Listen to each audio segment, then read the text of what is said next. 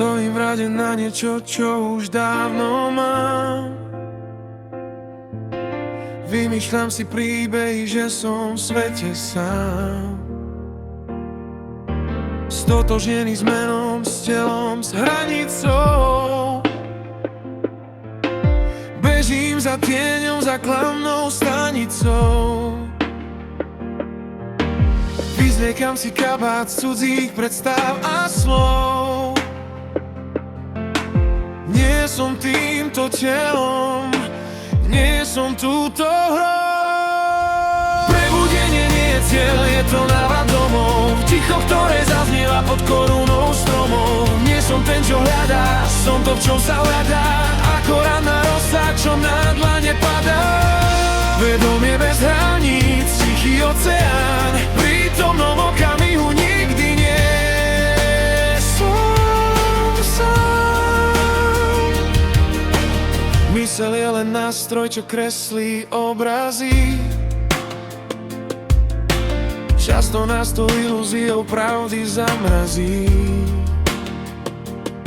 No ja som ten, čo díva sa, ten tichý svedok v nás, ktorý nepozná včera a nevníma čas.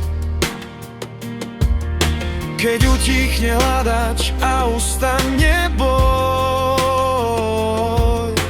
zistí, že si prameň, nie len suchý stroj. Pokoj nie je vtedy, keď svet vonku stíchne. Je to priestor v tebe, čo sa zhlboka nadýchne. Príjmi, čo je teraz, bez súdu a snahy. Stojíš uprostred svojej vlastnej dráhy. Prebudenie nie je cieľ, je to návrat domov. Ticho, ktoré zaznieva pod korunou stromov. Nie som ten, čo hľadá, som to, v čom sa hľadá.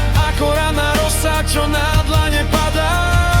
Vedomie bez hraníc, tichý oceán. Prítomnom okamihu nikdy nie sám. Len vedomie, nemenné a čisté.